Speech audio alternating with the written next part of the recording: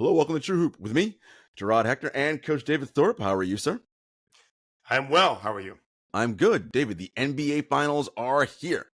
Well, not Almost. yet. We still have 3 days. We have a whole other show to do before they're here. Yes, we have a whole show to go. I don't know what we're going to do on Thursday. Hopefully something will be going on in the NBA that we I'm sure something will happen. But we finally know the matchup. It is, in fact, the Boston Celtics, the best team all season record-wise and in net rating, taking on the Dallas Mavericks, who, as David pointed out after the trade deadline and wrote, won the trade deadline and have been playing excellent defense basically since mid-January, I want to say. And really, of course, have Luka Doncic and Kyrie Irving, two of the great shot makers. You buried the lead there. What? Luka and Kyrie? You buried the lead. Yeah. two of the great shot makers like in the history of this game. Which, you got.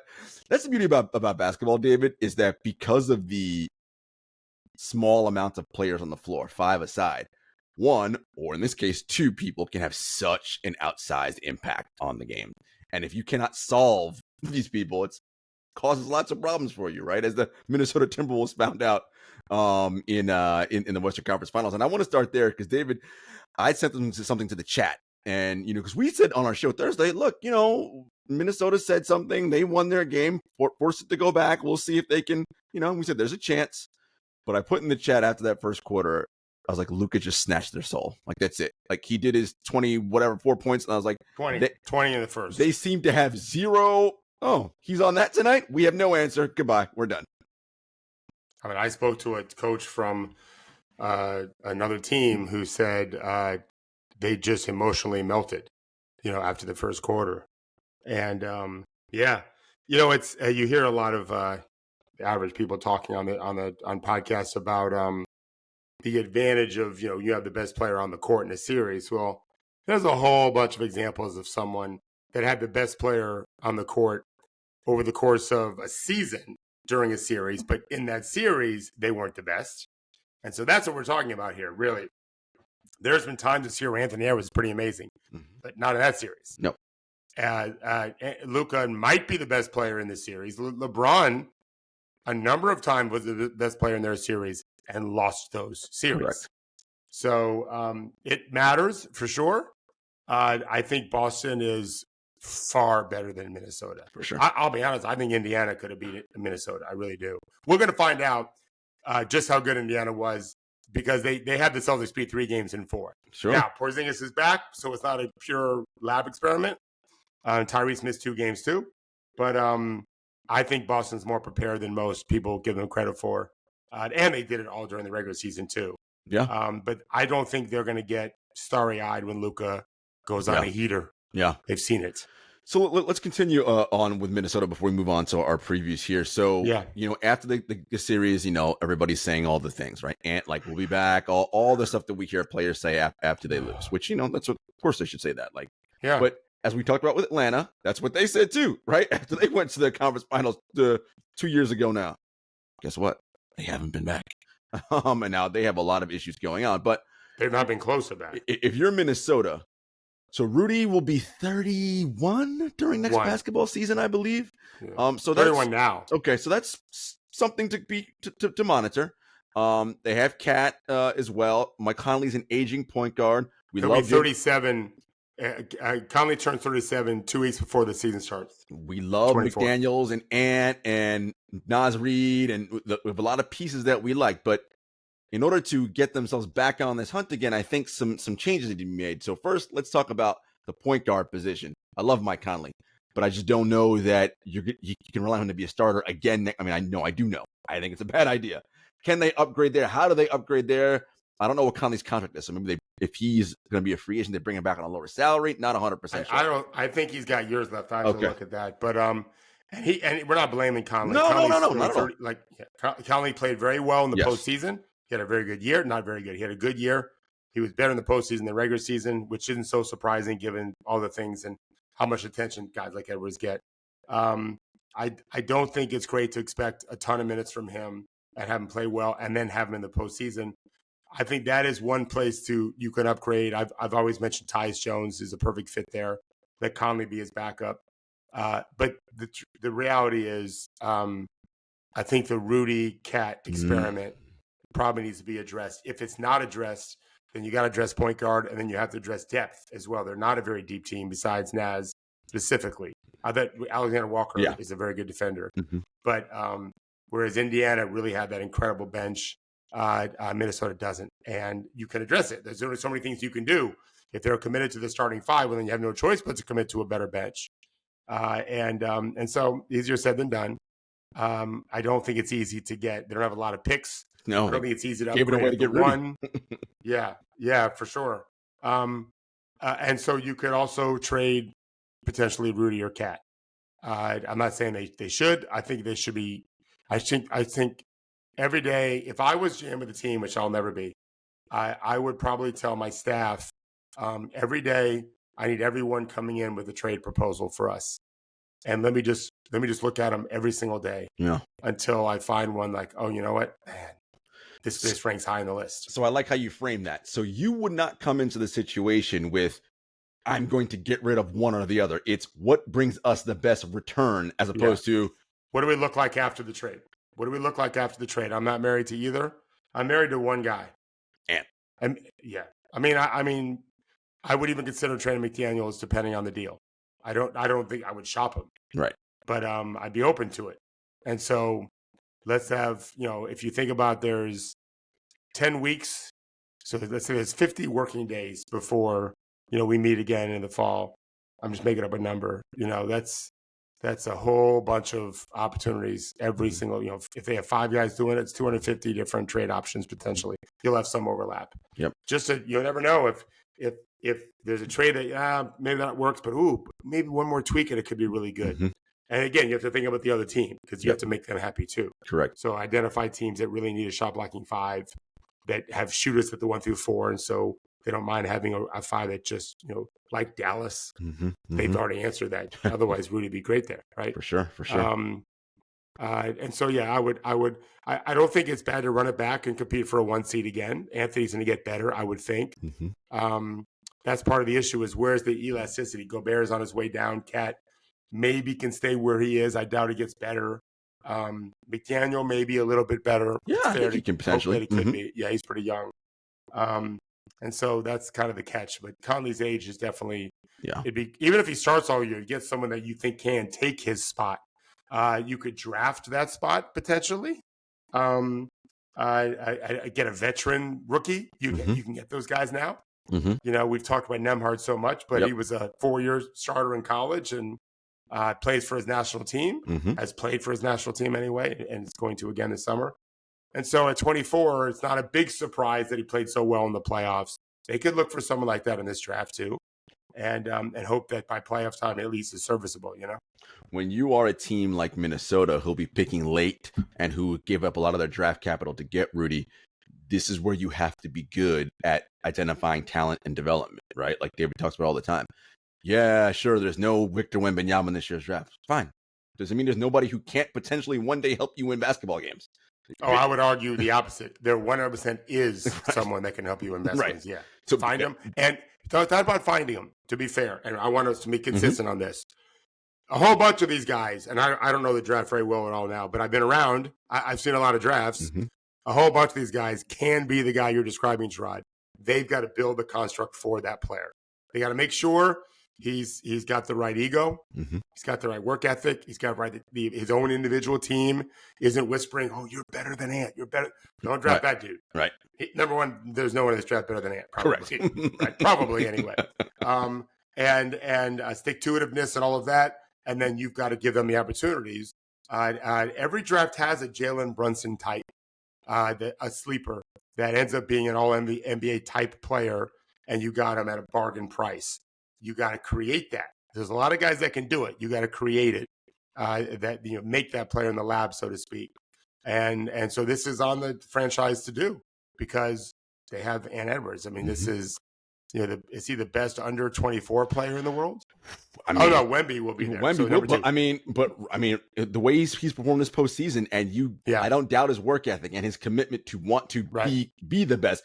Let's put it this way: if you ask Ant will tell you he is the best under 23 player, right? So and listen, and I don't mind failure. I was talking to an NBA player yesterday. You know who? Mhm. We were talking about Jordan. Yeah. And he lost plenty Sure did. at this age. He was in college, was 21 for crying out loud. It's barely older. Didn't win, so what? Year 8 or 9 in the league? So by that point, he was already 27? Yeah, I think he had won a playoff series or two before that, but didn't win a championship till later. Right.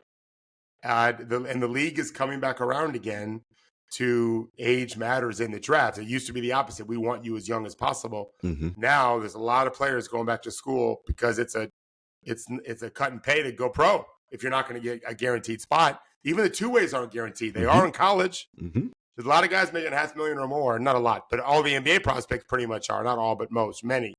And it's free room and board, and it's college. And it's college. So don't punish them now. And they're getting better, realizing that this 23-year-old can step in, and by January, February, he can be in a rotation and not be terrible. Yeah, that's going to happen more and more going forward. Yeah, so these teams really got to, this is where, we always talk about the margins and what's the next sort of undervalued place that, this is across the NBA. I don't know that, the Heat probably are the closest to finding guys that fit their system and developing them and doing that. But there's, every other team can be, even including them, can be way better than they are right now. So let's see if they do it. And I don't think it's about so much finding the fit as making them fit. Making them fit, correct. Yeah, I think you're right. They draft guys and Spo's force of will and the franchise's force of will guide those players into what they're looking for. Yeah, I think they're amongst the few best. Yeah, for sure. All right, David, on to the NBA Finals. The Boston Celtics have been off since last Monday. It'll be 9 glorious days of rest until they tip off. Now, to be fair, the Mavericks will have 6 days of rest, which is not nothing. And Luka, for sure, needed that time off. And we'll get to him in a minute. But you talked about why this was so huge for Boston from a Kristaps Porzingis standpoint. And I imagine you talked about the team doing championship stations during the week that we're off. Let's dive a little bit into that and talk about what 5-on-5 might look like with KP over the last few days, and including into this week run-up. Yeah, I'm sure they're scrimmaging with him, with their two-way players, maybe some starters a little bit too, just to get him reps playing basketball and not just drilling. They're going to try to keep him injury-free, of course. I don't remember what did he hurt in the first place. Do you remember? God, he had so many injuries this year. Shoulder. Let me look. I was thinking upper body too, but we obviously know he's had lower body extremity issues. He should be less rusty than he would be otherwise, and I think that really matters because he needs to. That's right. He was the dreaded calf strain, David, that everybody was suffering this postseason. Right. Yes. So yeah, that's no joke. So they'll get him up to speed as best they can, and then game one they'll have to figure it out. He might limit his minutes some, not because they have to do with injury, as much as just he's going to be out of shape a little bit, and maybe not overwhelmingly good. He's a great player. Very good. It's I think that's lost in the mist sometimes of Boston's success and his flame out in New York and Dallas. He was terrific in Washington, so no one paid attention. Right, because they stink. And he really had a great season this year. Yeah, great. Look at his metrics. For sure. Great. He's not an inconsequential piece, just the opposite. He's very consequential. No, we talked about that last year against Indiana. How Horford was that game 4-3 where he hit 7 of 12 threes. Game 3, yeah. KP's a better three-point shooter than Al. Yeah. Right? Yeah. And could do some more things offensively, and he's their best rim protector. So that's a huge upgrade. When we're looking at keys to this series, David, with Boston, you asked me the pop quiz question last week. I got to tell you which was better, Dallas's offense or defense. And I was just Boston's better. Yeah, Boston, sorry, not Dallas. Yep. And I correctly said I think their offense slightly better. And yes, this is the best offense of all time, right? How does their offense make life so difficult for you defensively? It seems to me they're like a boxer that just wears on you. And then late in games, you're like, I got nothing. I can't stop these guys. It's not so much the actions they run. It's just the weapons that they have. They have an embarrassment of riches. If KP's in the lineup, they've got a 7'3", excellent three-point shooter who can also score inside. They've got an absolute bully of a wing in Jaylen Brown who can physically have his way with you in the full court and the half court, because in the full court, he's really terrifying 1-on-1 or 1-on-2 even. He just runs. He's like a big fullback running over a cornerback, and then scoring. They have two, outstanding guards that can bully you. They're playmakers as passers, also as rebounders, and certainly as facilitators. And Derrick and Jrue, who are so emotionally stable. They just kind of play through everything, and they play the right way to the nth degree. Oh, and they have a guy named Jason Tatum. Oh yeah, that dude. Really talented 6'8", 6'9" wing that can really shoot, handle the ball. I don't understand the hate for him. I don't understand the criticism that he's doing his best to be a top 3 player in the world. He's just missing. Why do we hate him so much? It doesn't make sense to me. It's because fans are weird about this kind of thing. It's like they want him to be number 1. It's like, dude, you know how good you have to be the best player in the, like, it's really fucking hard. It's nothing. There's no shame in being 5th best in the world of basketball. No shame in that. Like, right, we don't hate Kyrie, who's been strange in times in his career and has never been as good as Tatum over the course of like 3 seasons, maybe 1 season. And he's amazing. He's just beloved. I don't know why I like Tatum very much. And I thought there were he has not shot well. He has not. He was 20% on pull-up 2s in the playoffs so far, on a pretty good number. I think he can play better. And, but still, he made some big plays for Boston in those competitive games, and he flamed out 2 years ago. Maybe that's why he flamed out. We thought he got exhausted. For sure, he's gonna have his chance for Tatum's revenge opportunities coming right now, because no doubt they need him to play well. And he like Luka in a different way is a matchup nightmare, right? Like when that guy's cooking, it's like good luck.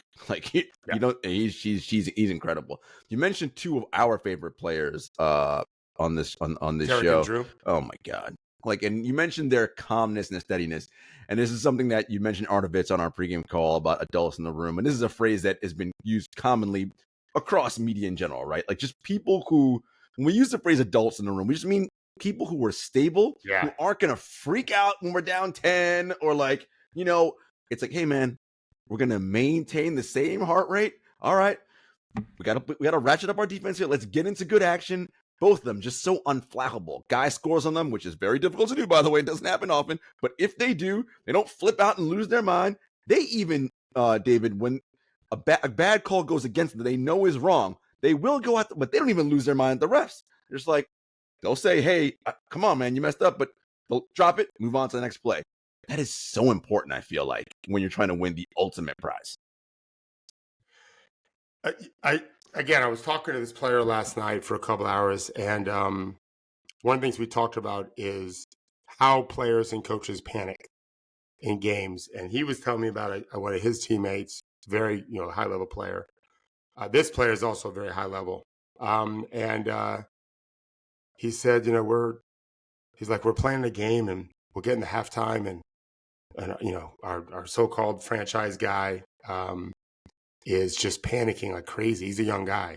And then the player I was talking to said, like, dude, we're down 2 points. We missed like 11 straight threes. We're fine. And that the player, he said, struggles to just manage his emotions. It's very common. Minnesota could not manage their emotions when Luka unleashed that fucking demonic run, and they lost it. That was it. Game was over. Derrick and Jrue just have, they're untouchable. They're like we teach this. My son was a baseball player, as you know. Max had a real ability to just not let things faze him. And I don't think it was anything I did. I think it was just natural. Maybe it's his mom. She's real graceful with stuff like that. Grace is executing under pressure. You have grace when you can execute, whatever it is. It can be in life, in sports, whatever. A poor person that has managed to not be bitter and hate everyone just because of their lot in life is incredible to me. So you have to have that. And bad shit happens in sports, man. And I used to always say to Max, like, that was a great pitch, buddy. He just got a lucky swing, or your fielder fell down, or next play. And some people have it easy. I feel like Derrick and Jrue have always been those guys. I think some guys learn it. I do. I think there is an ability to evolve and manage your emotions better. We all try to do that as adults, for sure. I've never seen Derrick and Jrue. They're unflappable. Yeah. They'd be great relief pitchers. Yeah. Great relief pitchers. They just, here we come, here we come, here we come. You make an amazing, I mean, Nemhard made some unbelievable shots on those guys. Didn't phase them one. They didn't foul them the next time. They just are cold, calculating motherfuckers. They really, they're Samuel Jackson in the cool movies, you know? Unfazed by what they're facing. And Brown and Tatum are a little different, a little fire and ice. Mm-hmm. They can be a little hot and heavy with some things. Sure. These two guys, no, and Horford. Yes, and Horford. Just say, I will tell you this. I talked to a different player the other day who gets, first of all, this player who has played for many years. This was someone I talked to on, was a Friday last week. And he's played everywhere many times. He's a long, 5, 6, 7-year veteran. Starter for a long time, whatever. Where do you hate to play the most? And he said unequivocally Boston. Mm-hmm. Like he's like, I don't like Philly, but Boston's the worst. And I said, why? And he told me, he's like, Coach Thorpe, I've been cussed out by those motherfuckers in a way. Even when I wasn't playing, I was hurt. I didn't dress. They all know who I am. I played against them many times in person. Brian, this motherfucking murdered him. Just screaming at the top of their lungs, murder him. And he's like, I'm not even playing in the game, you know? But then he said, the sneakiest shit talker in the league is Horford. Oh. I was really surprised at that. The Godfather, that's what I kind of call him. But not with his team. Just mellow, focused, brings it. It's astounding. Yeah. The guy won national championships in the aughts. Yeah. The fucking aughts. It's crazy. You know? Yeah, it's crazy, right? What is he, 30-something too? Yeah, for sure. I like that sensibility. I do. But I also think Dallas, I've been really impressed with PJ Washington. Yeah. I kept expecting something different. And I've really been, I thought early in the playoffs, acted a little bit weird a couple of times, like trying to get into it with guys, whatever. Mostly he's just been a bucket. He's the best corner shooter. I'm writing an article coming out tomorrow. He's number one corner shooter in the playoffs by a lot. Like, he's not far from records in corner threes. Seems like it. Competed and just kind of kept his wits about him. Same as Derrick Jones Jr. I've been really impressed with those guys. You know, it's funny because the leader of that team, you would say, is not unflappable like Jrue and Somebody's drinking a beer. Did you see that thing I put in the chat when Michael Finley took the beer out of his hand when he was in the hallway? I talked to a Mavericks player about it. He's like, "Yeah, Luka likes his beer," which we all know, and I'm sure there's nothing wrong with having. But I'm sure Finley did it because he was like, "Bro, there's cameras around. I don't really think we want you drinking a camera right here." So hold on. So I want to talk about this. I want to bring this up anyway. I love Michael Finley. Yeah. And the players do too. Yeah. Well respected guy. Mavs legend.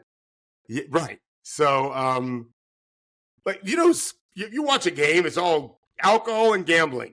Like, and the girls are barely dressed when they're dancing. Like, what are we doing here? It's a beer. It wasn't national TV cameras, I don't think. I don't think so. But the best part, I don't mind that Finley did it. I just think it's not a big deal. But Luka's facial reaction was the fucking best. I think you're saying, okay, we sell $8 billion worth of revenue alcohol in the NBA. I'm selling a beer here, buddy. You know. Yeah, and I just won us the Western Conference Finals. Yep. Like, I'm just gonna crack up another one as soon as the camera's off. You know. Yeah. Maybe just tell the camera to turn off. You know. It's like I think because it might have been on Mavs social. It's like, all right, how about you don't follow him right now? Just turn somewhere else and go to the locker room.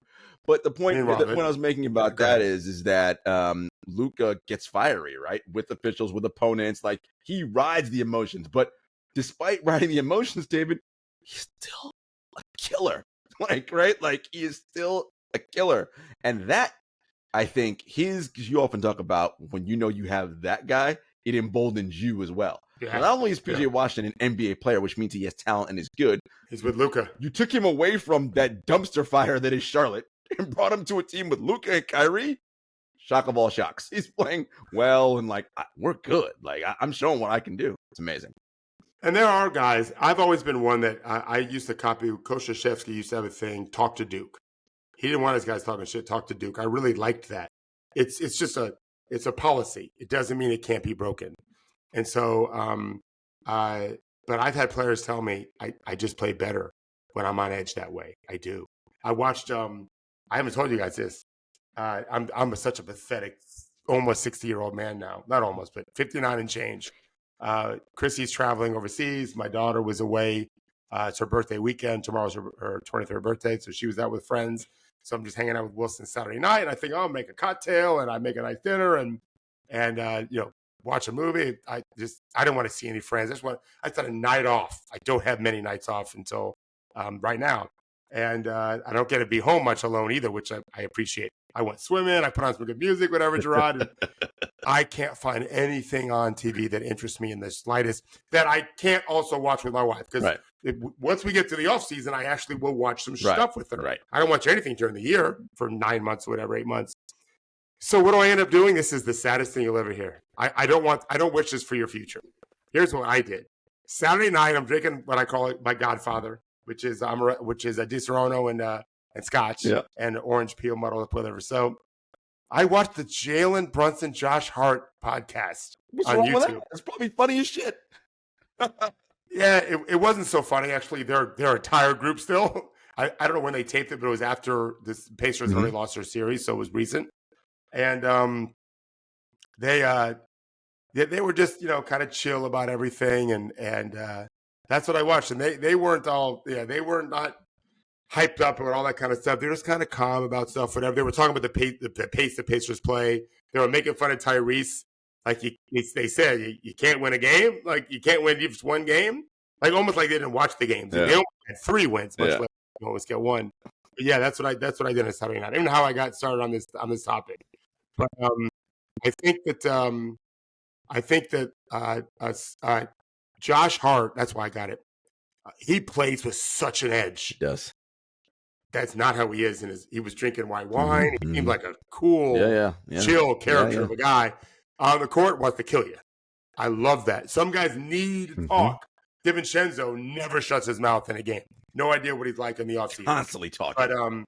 But I think it gets Luka sharper. I think it and he got in it did for Jordan. He's got in for a fan too. It was a fan that pissed him off. I mean, he hears and he's going right at them, and like as soon as he hits the 3, talking to him like listen, whatever floats your boat, man, and it works, right? Like if I'm Minnesota, I'd probably pull that season ticket holders right. Yeah, you got us killed. What are you doing? Don't kick the fucking bear, man. Don't aggravate the bear. All right, guys, we'll be back after a brief commercial break.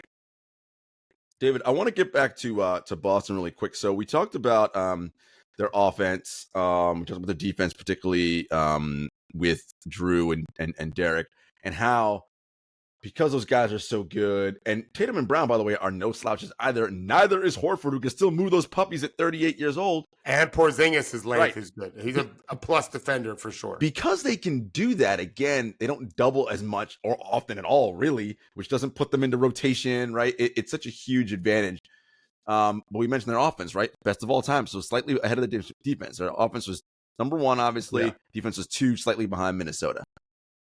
Their offense, David, threes. They shoot a ton of threes, and they seem to get 39 in the playoffs. The game 39, and they seem to get the exact ones they want just about every time. What is it about their? Is it 3 hunting? Is there a math number that Missoula's like? No, we got to get up 39 a game. That's our point. I just think they're reading the game and they're quick to get off the ball. They don't overpass, but they're quick to get off the ball. They share it beautifully. They've got the guys. All those guys can score in the paint too. Derrick White can, Jrue can, obviously the big wing can, and KP can. Horford not so much. Horford a little bit, on occasion he'll cut or something. When maybe a guy gets doubled from a bad spot, he'll cut into the rim and score. And so they just keep the pressure on in a lot of different ways. And Tatum's not been cooking on his 2s. So if he gets going on that, it's a very different sell for them. And they have a lot of guys that can guard Luka. And I don't think so. Boston in the last series, I didn't really pay attention as much in the other series. But in the finals, I did.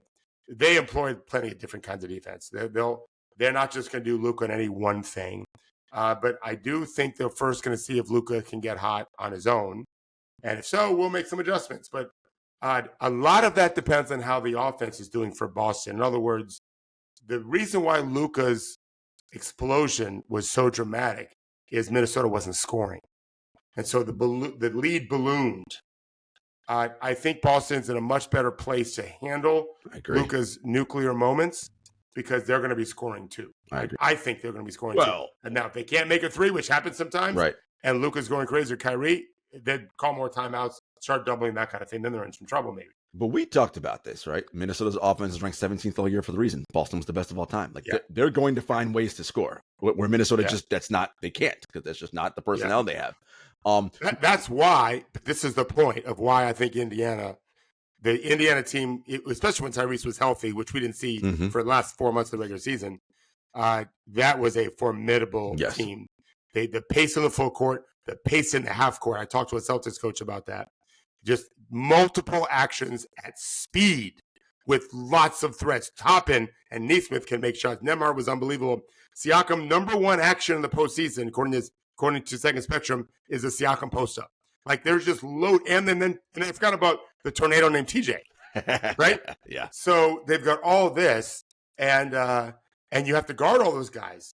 You don't have to guard everyone on Dallas all the time. You have to be around them at the rim some. Obviously, if the big guys are there. I think that Minnesota definitely not as good as Indiana. Hell no. So Boston faced a far better opponent than people realize, I think. Yeah. And the fact that Indiana's defense isn't as good as Minnesota, obviously, I'm not sure it matters so much to Boston because they're hard to stop anyway. Right. And so they're going to get great shots. They just have too many weapons not to get great shots. Yeah. You're going to have to find ways to score, and their defense is elite. It just isn't as good as Minnesota's. It's elite. In some ways, right, that because Dallas does not play blur ball with all that multiple actions that Indiana does, this plays even more into Boston's already elite defense, right? If you're telling they know what's coming, Jaylen Brown, you're going to be an island against Luka. I'm not saying that's easy, but I am saying if you don't have to worry about anything else, all right, like I'm pretty strong. I think I can match up with this guy strength-wise. That's good. Good for Boston on defense. In my article, I kind of compare it to fighting Foreman or Ali. This is not only works for people my age, probably, or maybe your age. No, I know those fights. Ali could beat you a lot of different ways. Speed and quickness were his best strengths, and reach, he was really long. Foreman was coming. You knew it was coming. Didn't mean you could stop it. You knew it was coming. You know what's coming with Dallas. There's not going to be, I mean, they'll run a set play here and there, but that'll be good. But it's Luka and then Kyrie. And you got to just gear up to stop it, but you know what's coming. Indiana's randomness and Boston's randomness, playing off of their multiple playmakers, is a tougher beast to defend. How would you, if you were Boston, start the defensive matchups? Who are you putting on Kyrie? Who are you putting on Luka? Holiday will be on Kyrie, and Brown will be on Luka. I could almost guarantee that's what it'll be. Yeah. Okay. And then you just, again, you're switching plenty. Right. You're not switching some. A lot of times in games, you give your players options. Just, guys, do this, or this. Talk through it live. Like, if you don't have to get it from the bench. We're doing this, then we're doing this, they're doing this. No, solve it live so that they can't scout us out. They don't know what's coming. We don't know what we're going to do. Right. You're doing it based on momentum and feel and fouls, whatever. You're going to switch this. You're not going to switch this. All that is depend on other variables. By doing it that way, you force the offense to read you instead of dictate to you because they know what you're going to do. Well, if they don't know what you're going to do, they can't dictate. One of the things we talk about with Dallas, you just said, you know it's coming.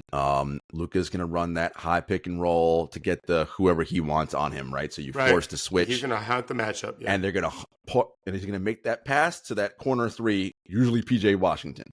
I feel like the Celtics will probably know that's what they want to run and try to take that away and force somebody else either to shoot that three or give them a three somewhere else, not in the corner. Maybe the top or maybe everywhere else but. I wrote about this. I don't think they'll be worried about men as much as position. I think Boston, top three in the league in taking away corner threes. Dallas is phenomenal at the corner threes. I think Boston's going to win that fight. Because now Dallas may score other ways. I just don't think they'll do it from the corner as much because they're going to take that corner away, I think. And so that'll be an adjustment that Dallas will have to make right away. And Boston's just very good at taking it away for lots of different reasons. Dallas going to find other ways to get Luka scoring because they're going to get some help when they need it. I don't think Boston's going to overhelp. Yeah. They're going to wait for Luka to need it, Right. and then they'll make the adjustment, or Kyrie. You talked about last series and they didn't really need it so much because they won in 5. Kyrie, and really all playoffs, not being assertive enough early and sort of getting in. I feel like that's probably key this series, right? I mean, listen, it's going to be tough with Jrue guarding you or Derrick White, but he's going to have to kind of get himself going early because Luka might struggle. I think Luka's going to struggle sometimes. He's going to be amazing sometimes. There's not an on-off switch for these games, right? And the players. So yes, I agree with you. I think that Kyrie's got to take a mindset of I can't just watch Luka play because we're playing the Celtics. So we don't have as many possessions to lose and they can still win this game as we did in any other series we played. Boston is considerably better than the Clippers.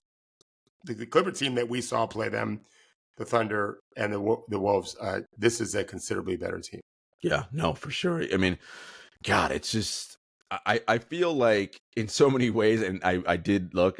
Boston, of course, is the heavy favorite. But again, because of the small amount of players on the floor, right? Like if Kyrie and Luka are nuclear sometimes, right?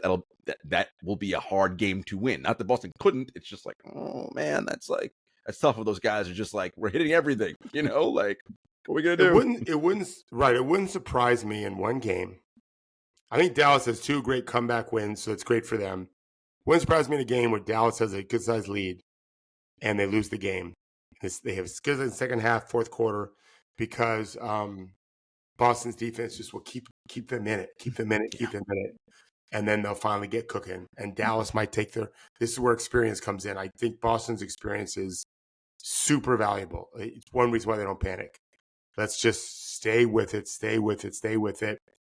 We know what they're going to do. Let's hope that Luka misses some shots, which he did. I mean, he had 20 points the other night. Didn't finish with 80. 20 after one quarter. Not even close to that. Yep. 40. Yep. 30. I think, and I don't think it's going to happen too much the other way around. Not that Dallas can't keep Boston from scoring.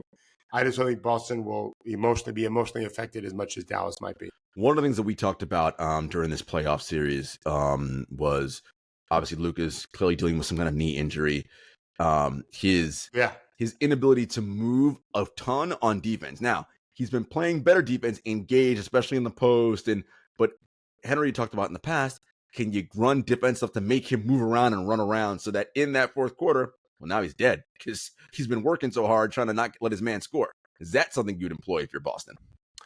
They don't. No, I wouldn't change my offense. I think he's going to be emotionally stressed because if he's not paying attention to detail, they're going to score more easily, more readily.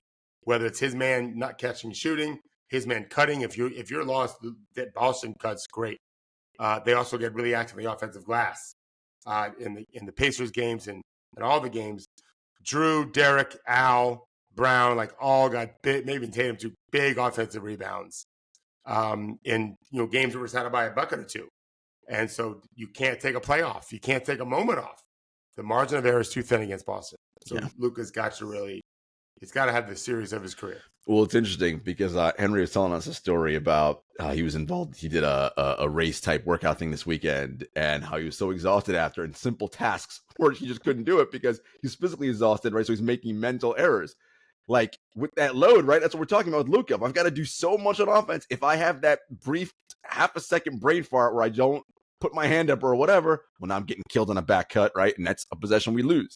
And I wonder how that will play out. It'll be interesting. One of the advantages I love that Dallas had was Gafford and Lively, just those lively legs and like catching lob dunks and doing all that fun stuff. Will they have that kind of same advantage against Boston? I feel like maybe not. Not sure. It depends on how Boston guards pick and roll, but if you're going to go into drop coverage, they're going to get some. But I don't think they'll drop a whole lot against them. I think they'll switch it more and maybe do some hard hedging, and they're going to mix it up because even with Porzingis there, he can't stop those lob dunks from those guys. Luka's too good to get to the passer. I think the biggest thing about defense is Boston just doesn't foul. They just don't foul. They don't. That's a big part of Luka's game. If he's off, he's getting that free throw line. I think it's going to be tough to get Boston to foul him. If he does take 10 free throws in the first game, that's indicative of something I think pretty important. And it's going to shift, right? Because we're going to have a different crew refereeing each game. So one crew might say this is marginal contact. One might say, play on. Right. It'll be interesting. All right. So where are you leaning now, David? I know we're early, but what do you see? What's your prediction for this series? Barring any new injury, news, right? I like the Celtics in 6 right now. I don't think there's Luka's too good and Kyrie's too good, and their supporting cast is good to just beat them in 4 straight. I don't know why people think Dallas is going to win the series. I'm not saying they can't win the series. Of course they can. But on paper, it doesn't look like it's that kind of series. To even go 7, I think Boston's considerably better. And I think Luka's going to have the toughest time he's had against those guys. They don't give you much. And it requires so much to like Luka's got to do so much to get good shots.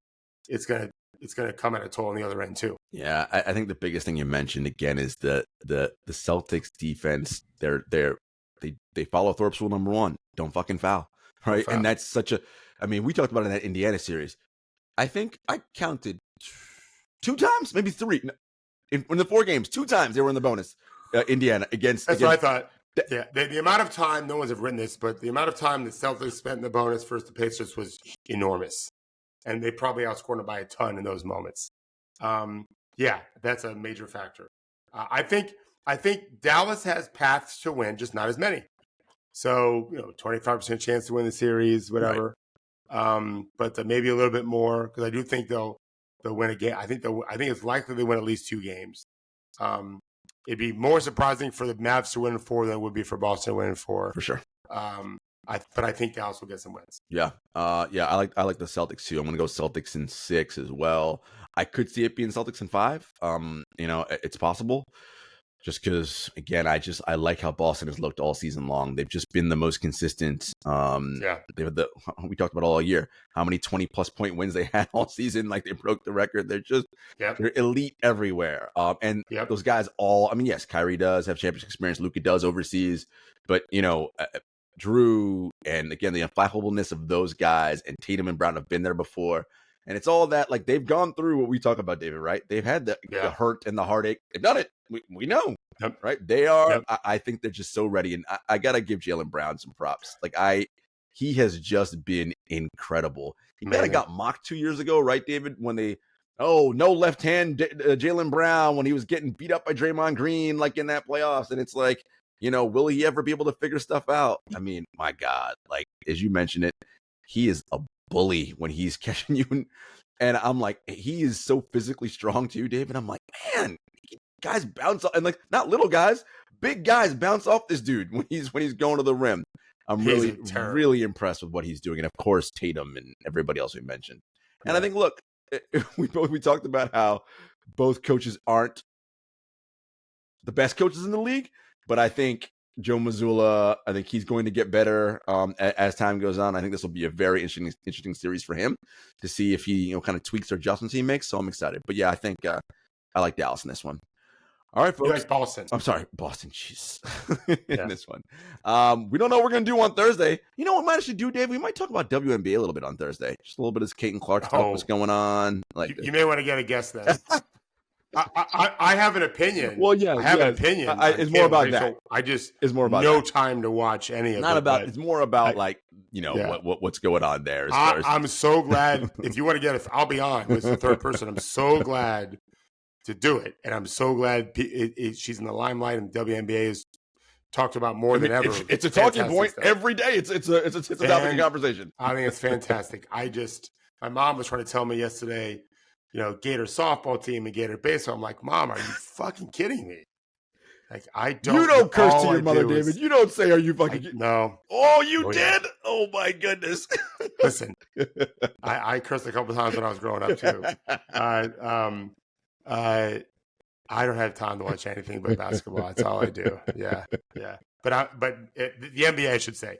I need to watch college more now. I'm taking on more college clients. Yeah. And the draft is coming up. Yep. My son's team is my draft's coming. My son's he's on the number 1 team or number 2. I haven't announced this publicly. I don't think he's taking a position in Alabama. Congrats to Max Thorpe. He's doing a mess. He's a grad assistant coach in Alabama. So I got to pay attention to more than that. But I'm happy that, or we can just do it on Friday and just wrap up game 1. We could do Friday too. we could. We'll let you guys know what we do. Yeah, it isn't about WNBA play. It's more like, wow, what everything's going on here. I just want to quickly say like that. Listen, every rookie in this league who comes in with fanfare gets their ass handed. These vets, they're proud. You think these women are not proud? This is what they do. Professional basketball. Right. Imagine the best law student at Harvard takes a job at the biggest trial firm in America and has to fight like R.J. Reynolds in court, tobacco company, or the state versus R.J. Reynolds. How are they going to do? Come on. Like, what are we doing here? You don't give the rookie accountant the firm's biggest client. Right. You got to work. Got to work your way up and get better, man. I understand that the hate is just so stupid. You got to work your way up. The vets are going to try you because these are all proud professional people, men and women, who this is what they do, man. And listen, you'll get better from it. It happens. I think I saw Nick Van Exel talk about like, hey, y'all didn't talk about when so-and-so dragged me up and down the court my rookie year. Like, it happens. This is how rookies learn. They get their ass kicked and they come back better. It just is what it is, man. That's the nature of the game. As David always says, these bad guys want to kill you. That is their job. Kill you. Yep. And you get better defending yourself. Correct. And learning how to kill them. That's all it is. I don't understand. She's the Steph Curry. We had the Steph Curry revolution. I guess some people did beat up Steph. They were wrong. A ton, for sure. They were wrong to do it. But man, we've had a golden age. But guess what? Steph Curry. He got stronger, came back better as a 2-time MVP and 4-time champ.